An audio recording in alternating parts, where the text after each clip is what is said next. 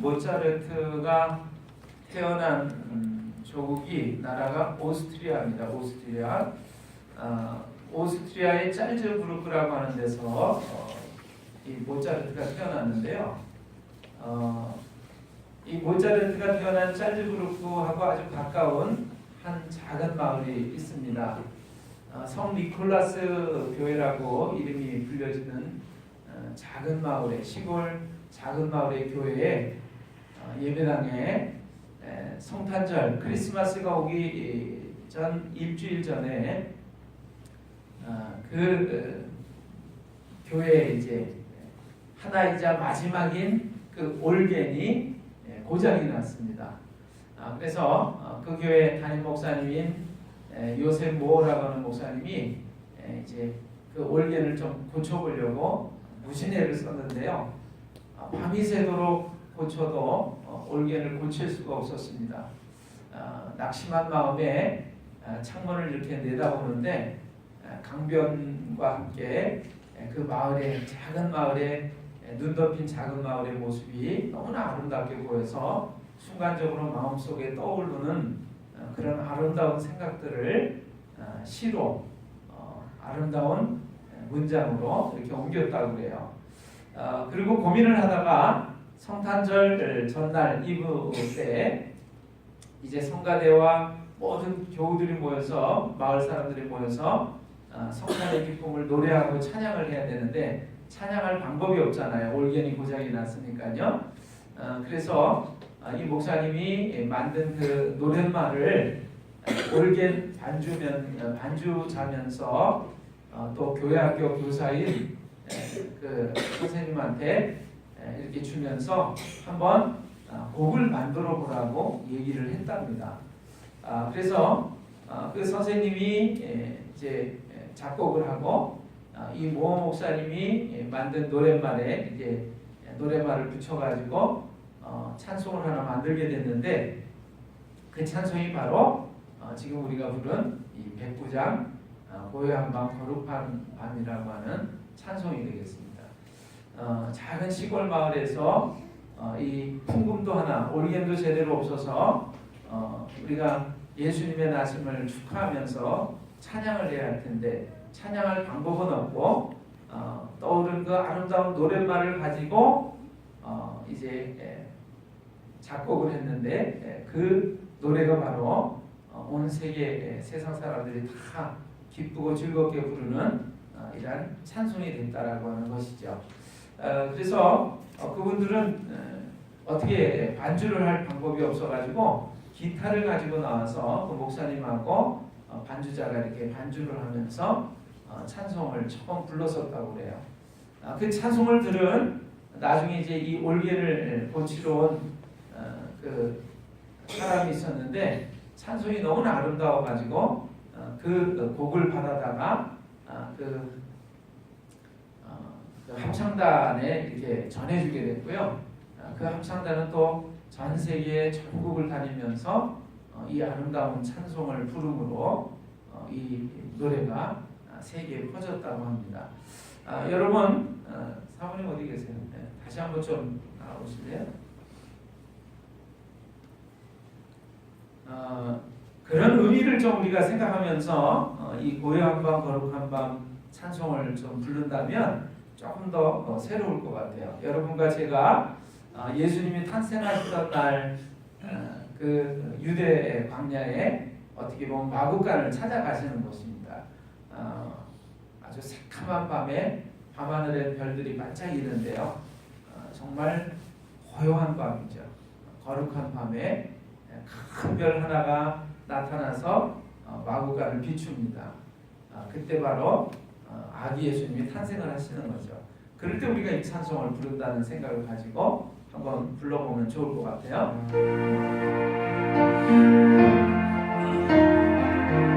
고요한 밤 거룩한 밤 고요한 밤 거룩한 밤 어둠에 묻힌 밤 주의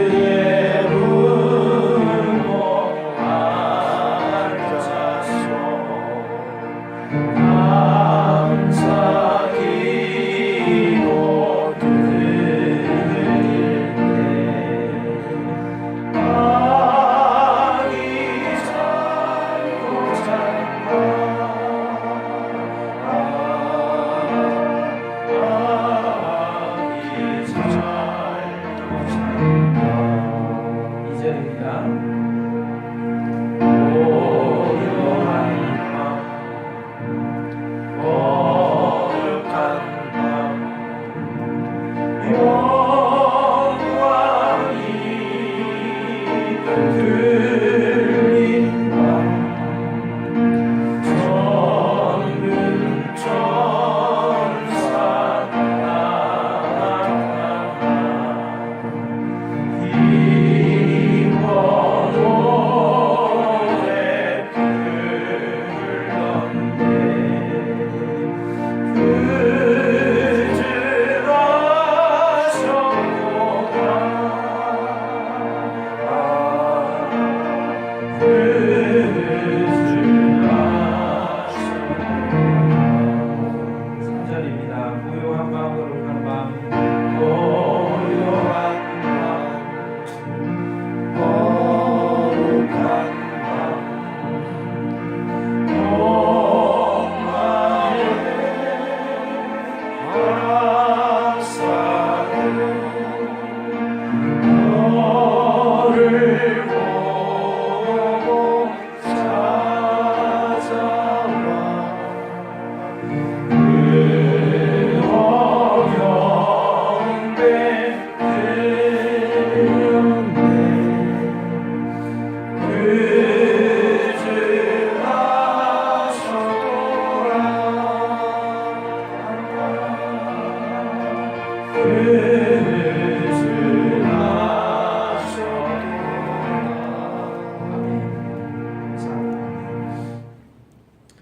여러분 오늘 제가 나눠드린 인쇄물이 하나 있습니다. 그걸 좀 같이 봐주시면 좋겠습니다.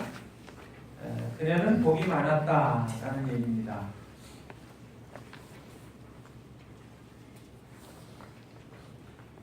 다 받으셨나요? 한 분 한 분이 다 이 글을 좀 보셨으면 좋겠어요. 개인적으로 다 갖고 계신지 모르겠어요. 안 갖고 계신 분 손 들어주세요. 다 가지고 계신가요? 그러면 제가 글을 읽어보겠습니다. 그녀는 복이 많았다. 예뻤고 집안도 빚이지 않았다. 자연스레 조건이 좋은 신랑을 만나 풍족한 생활을 할 수 있었다. 든든한 두 아들까지 생겨 그녀는 기쁨 가운데 지낼 수 있었다. 희락이라는 이름이 그렇게 잘 어울릴 수가 없었다. 그런데 생각지 못한 기근이 왔다. 나라 전체의 생명을 위협하는 대단한 흉년이었다. 그녀는 살기 위해 집들을 정리하여 떠나는 남편을 따라 타국 모압 지방으로 갔다. 여유로운 재산이라 그리 했는지도 모른다. 하지만 그 발걸음이 어둠의 터널이 될지는 꿈에도 몰랐다. 스트레스를 견디지 못했는지 풍토병인지는 몰라도 남편이 죽었다. 다행히 다 자란 아들들이 있어서 각자 결혼을 시켜 두 며느리를 맞았다. 아마도 그때까지만 해도 재산이 제법 남았던 것 같다. 이방 사람에게 시집을 올 때는 뭔가 이유가 있지 않을까? 이번에는 아들들이 나란히 아버지를 따라 이 세상을 떠났다. 여자 셋만 남았다. 흔히 말하는 과부 세 여인이. 그녀는 부끄러웠다. 게다가 재산은 동일하고 거의 거지가 되었다. 타국 생활이 길어질수록 고국에 대한 그리움은 커진다. 기댈 곳 없는 타국을 등지고 다시 고국으로 돌아가려 할 때 타국의 서러움, 외로운 고통을 이미 체험한 그녀는 자기 며느리들에게는 그 고통을 물려주고 싶지 않았다. 왠지 모든 불행이 자신 때문이라고 느껴진 여인은 두 며느리에게 미안했을 것이다. 큰 며느리는 울며 그녀를 떠났고 작은 며느리는 울면서도 끝내 그녀 곁을 떠나지 않았다.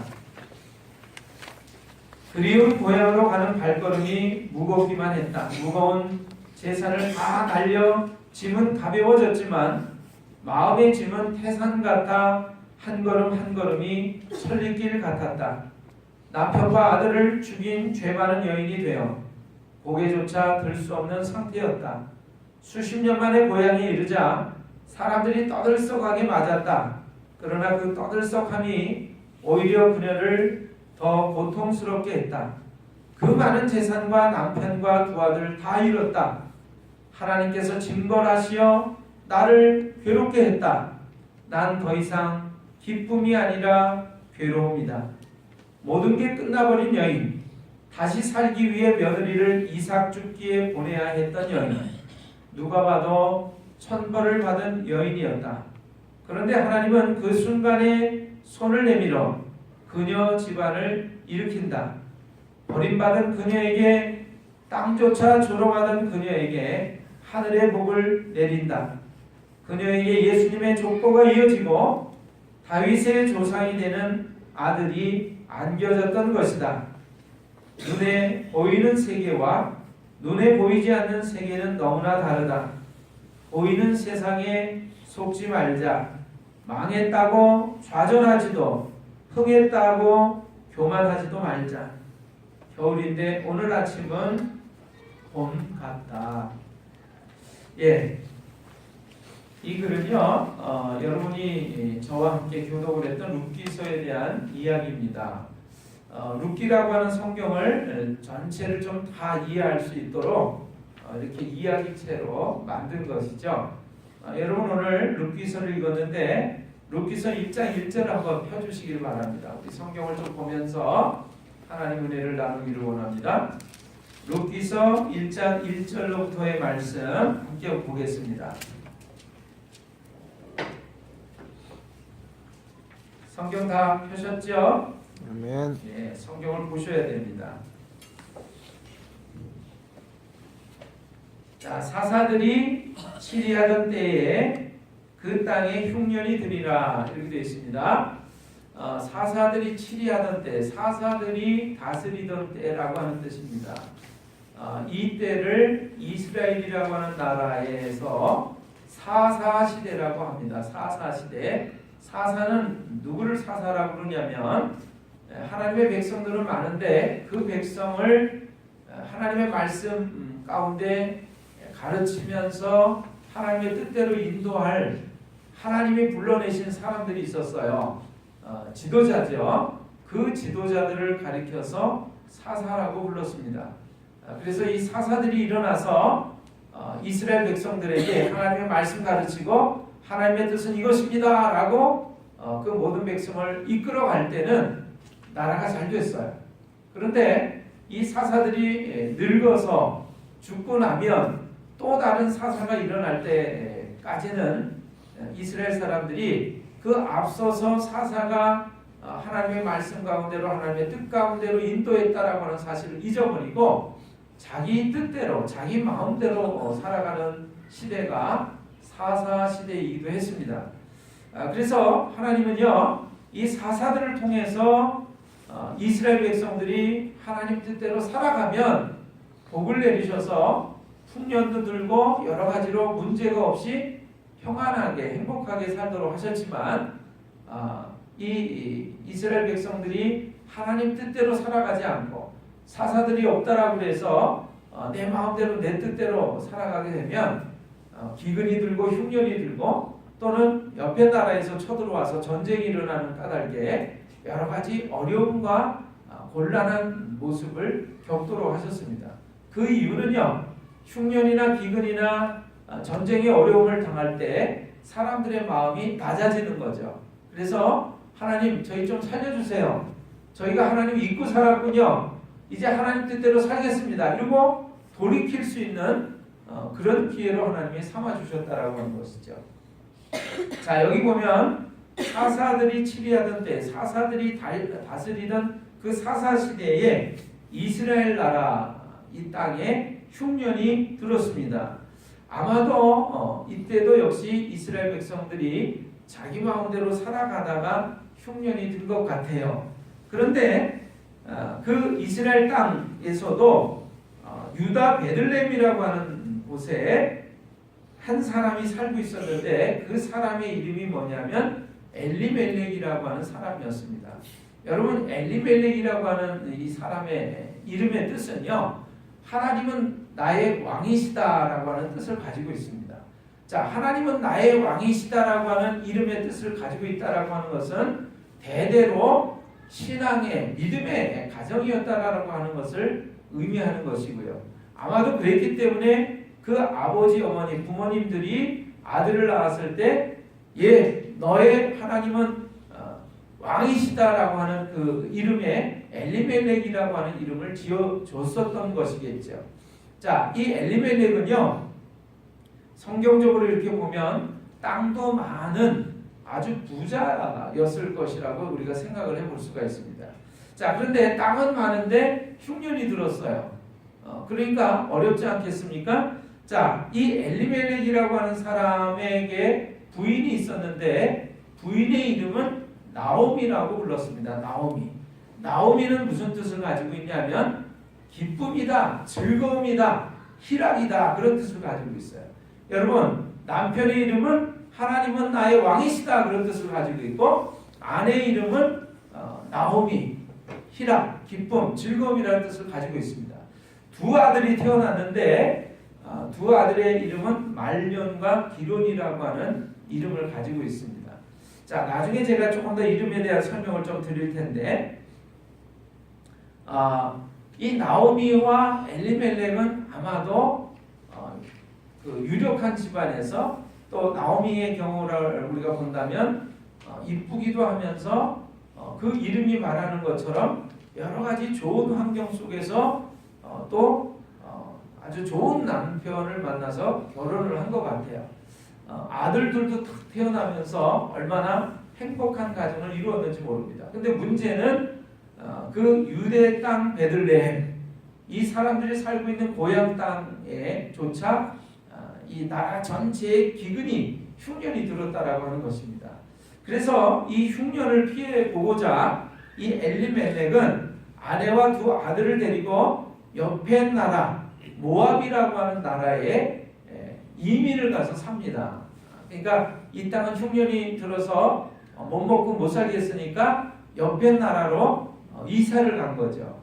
그런데 이사를 갔는데 보면은, 자, 여러분, 오늘 우리가 성경 보면서 이런 생각을 좀 해야 됩니다. 하나님은 나의 왕이시다, 그런 것은 나는 하나님의 뜻대로 살아가려고 하는 사람입니다라는 의미를 가지고 있어요. 왕의 뜻대로 살아가기를 원하지 신하가 마음대로 자기 뜻대로 살아가면 신하가 아닐 것입니다. 자, 엘리멜렉은 흉년이 들어서 어려움을 겪을 때 옆에 나라에 살려고 이사를 갔습니다. 그런데 성경을 가만히 읽어보면 이 엘리멜렉이라고 하는 사람이, 하나님, 제가 이 어려움 겪는데 어떻게 하면 좋을까요? 하나님, 제가 어떻게 살아가면 좋을까요? 이사를 가고 싶은데 이사를 갈까요, 말까요? 하고 여쭤보는 이야기가 전혀 나오지를 않습니다. 그 얘기는 뭐냐면 이름은 하나님은 나의 왕이십니다 라고 하는 뜻을 가지고 있었지만, 사실은 내가 왕이 돼서 내 마음대로 내 뜻대로 살아가는 삶을 살았다라는 것을 의미해 주는 것입니다. 자, 그래서 흉년을 피해서 아들들과 아내를 데리고 모압이라고 하는 땅에 가서 살았는데, 여러분, 하나님 뜻대로 살지 않았기 때문에 그런지 모르겠는데, 가자마자 이 엘리멜렉이라는 사람이 그만 죽고 맙니다. 우리가 한번 좀 보겠습니다. 자, 룻기서 1장 1절, 사사들이 치료하던 때에 그 땅에 흉년이 드니라. 유다 베들레헴의 한 사람이 그의 아내와 두 아들을 데리고 모압 지방에 가서 거류하였는데, 그 사람의 이름은 엘리멜렉이요 그의 아내의 이름은 나오미요 그의 두 아들의 이름은 말년과 기련이니 유다 베들레헴 에브랏 사람들이더라. 그들이 모압 지방에 들어가서 거기 살더니, 3절, 나오미의 남편 엘리멜렉이 죽고 나오미와 그의 두 아들이 남았으며, 여러분, 지금 제가 설명드린 내용을 다 성경을 읽으시면서 이해가 되셨을 거예요. 자, 이 엘리멜렉과 나오미가 두 아들이 원래 살던 고향 땅의 이름은 베들레헴인데, 베들레헴이라고 하는 뜻은요, 떡집, 빵집, 방앗간이라는 뜻을 가지고 있습니다.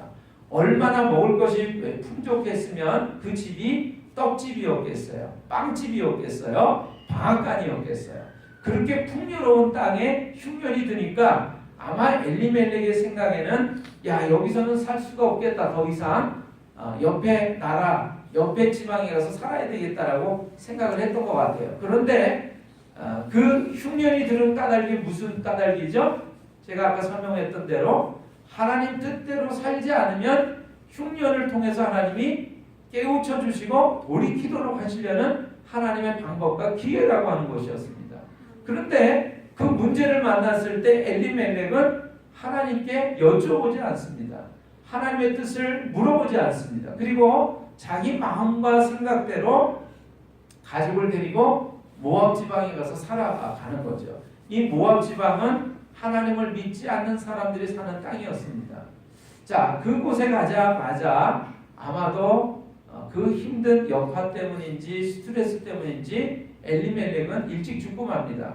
그리고 두 아들과 아내가 남았는데 그 아들들도 역시 이제 한 10년 정도 모압 지방에서 살던 끝에 그 모압 지방의 여인들을 취해서 결혼을 하게 되죠.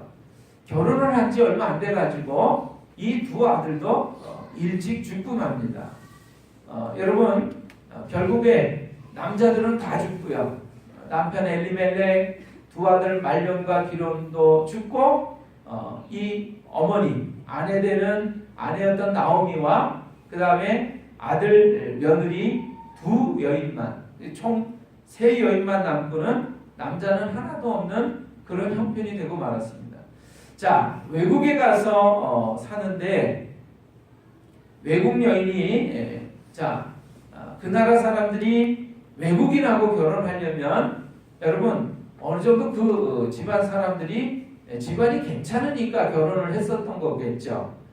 외국인하고 결혼하기가 그렇게 쉽지 않잖아요. 그래서 모압 지방이라고 하는 데 살던 그 두 여인이 이 두 아들하고 결혼을 했단 말이죠.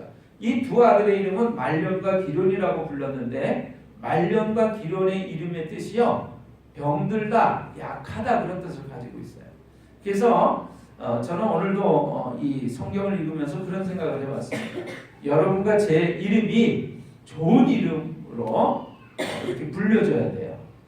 좋은 이름을 지었어야 되고 또 우리 이름을 부를 때 좋은 의미와 좋은 뜻이 있어야 되는 줄로 믿습니다.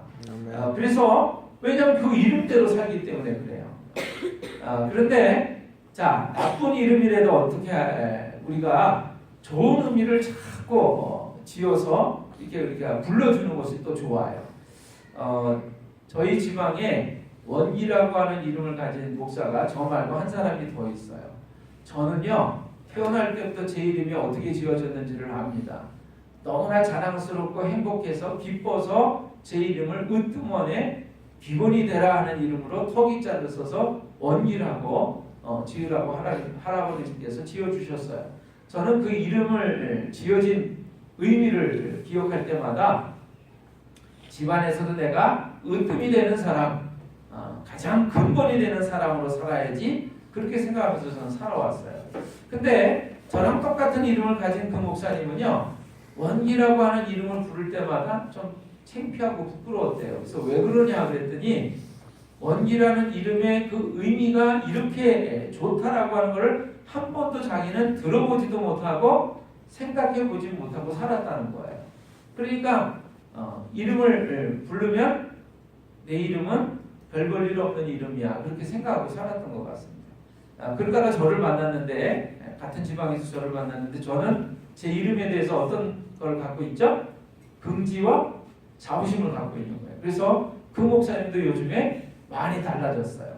자기 이름을 얘기할 때 아무개 원기라고 아주 힘차게 얘기하는 것을 제가 요즘은 봅니다. 자, 여러분 이름을 잘 지어야 되고 이름을 잘 불러야 돼요.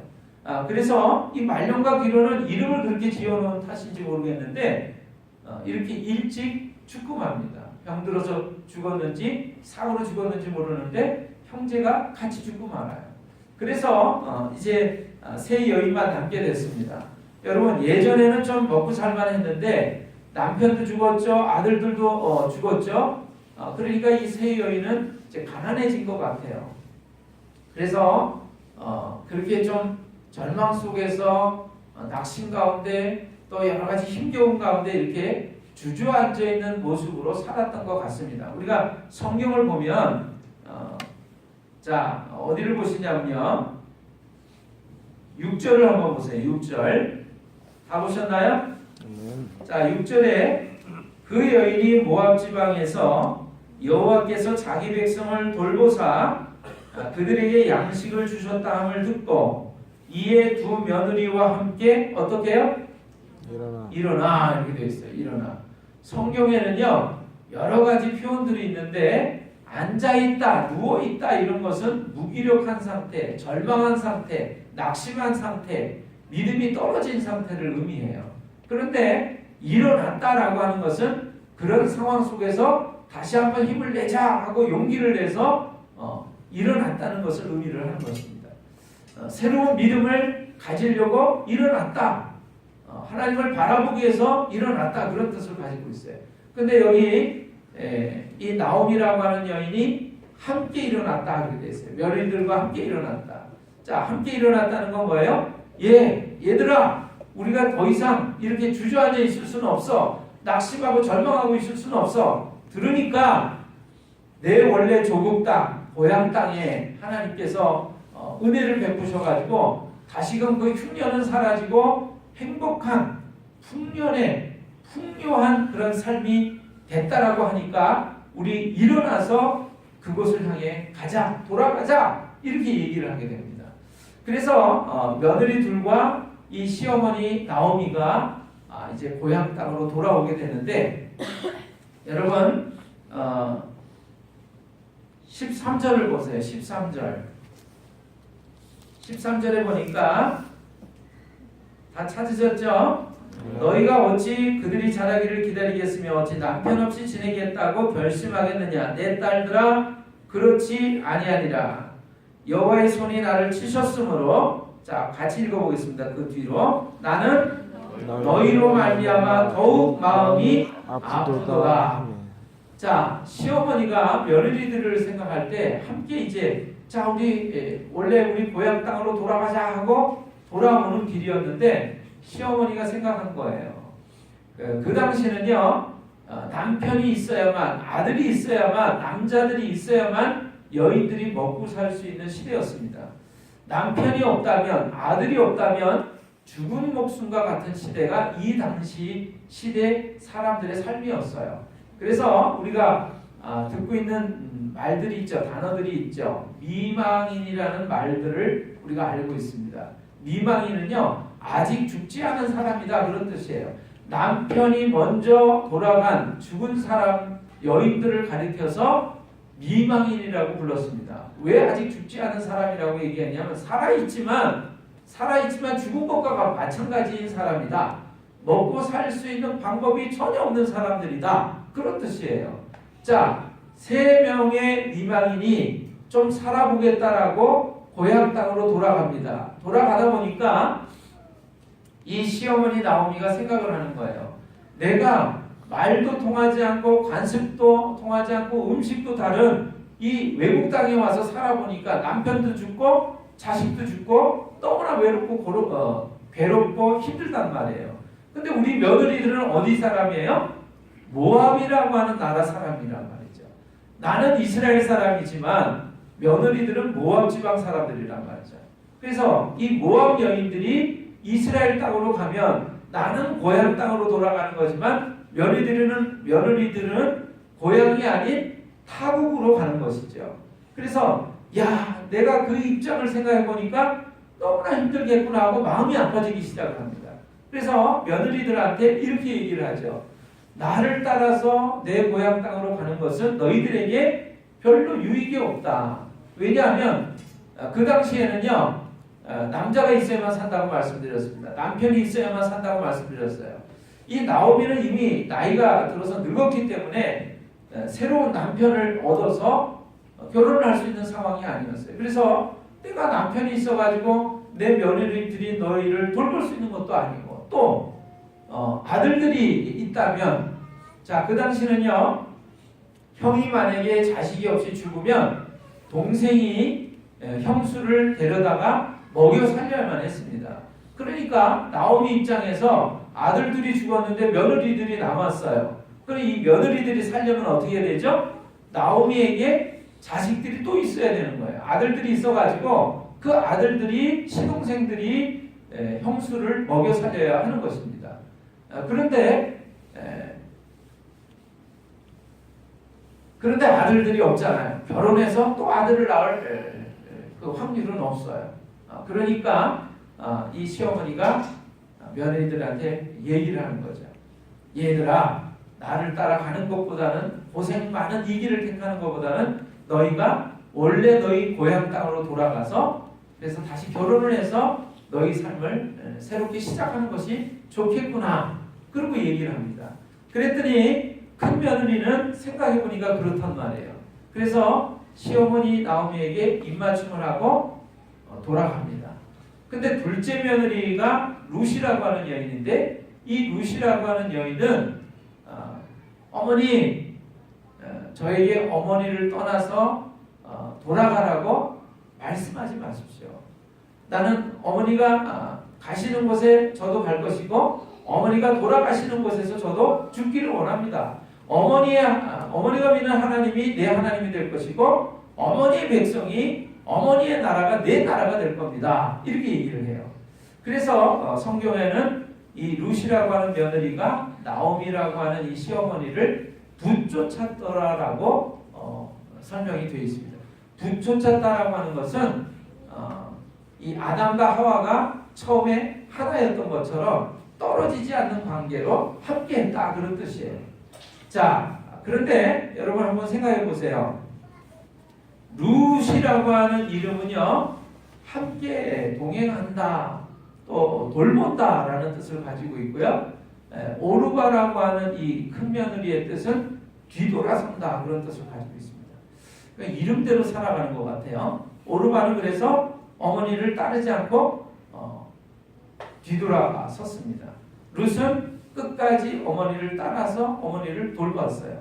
자, 시간이 많이 갔는데 이 룻이라고 하는 여인이 누구냐면 결국에 다윗이라고 하는 임금을 낳은 아버지의 아버지, 할아버지를 낳은 여인이 되겠습니다.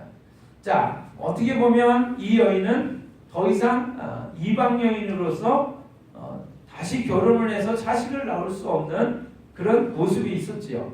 근데 이 여인은 시어머니를 공경하는 그 마음을 끝까지 버리지 않고 간 끝에 이스라엘 땅으로 어머니와 함께 돌아가게 됩니다.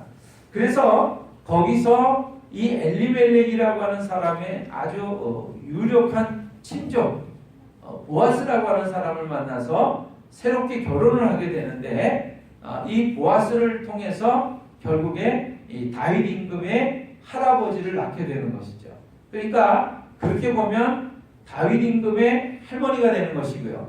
다윗의 후손과 후손을 거쳐서 마지막에 우리가 아는 예수님이 탄생을 하시게 됩니다. 다윗의 후손으로 예수님이 탄생하시게 되죠. 그래서 이 여인의 그 사랑과 헌신을 통해서 예수님이 이 땅에 태어날 수 있었다라고 하는 것입니다. 오늘 저는 말씀을 증거하면서 이렇게 제목을 잡아봤어요. 믿음의 여인들 룻과 마리아라고 제목을 제가 붙였습니다. 여러분, 믿음이라고 하는 것은요, 제가 룻을 생각해 보니까 처음에 아브라함이라고 하는 사람이 있었는데 이 아브라함이라는 사람은 갈대아 우르라고 하는 땅에서 살고 있었어요. 하나님께서 어느 날 이 갈대아 우르에 살고 있는 아브라함에게 나타나서 말씀하십니다. 너는 너의 본토 친척과 아비집을 떠나서 내가 네게 지시할 땅으로 가라. 그래서 오게 된 땅이 가나안 땅이에요. 그 땅은 고향 땅이 아니었습니다. 내가 태어나서 자라고 살던 그 땅이 아니었어요. 풍습과 말과 음식이 같은 그 땅이 아니었어요. 전혀 생면부지의 땅이었습니다. 그런데 하나님이 말씀하시니까 아브라함은 믿음을 가지고 가나안 땅으로 들어갔고요. 결국에 하나님이 말씀하시는 놀라운 축복의 삶을 누리게 됐습니다. 저는 룻기를 읽으면서 그 생각을 했어요. 여러분, 룻의 입장에서 보면 자기가 태어나서 살던 곳 모압이라는 곳에서 전혀 모르는 나라, 모르는 땅, 모르는 민족, 그리고 알지 못했던 신, 하나님, 여호와 하나님을 섬기는 이스라엘 땅으로 들어가게 된 거죠. 저는 어떻게 보면 아브라함과 같이 룻이라고 하는 여인이 믿음을 가졌었기 때문에 가능했었던 일이구나라는 생각을 해봤어요. 여러분, 예수님은 어떻게 태어나실 수 있으셨을까요? 이런 믿음을 가졌던 여인의 삶을 통해서 그 여인을 통해서 예수님이 이 땅에 오셨다라고 하는 것이죠.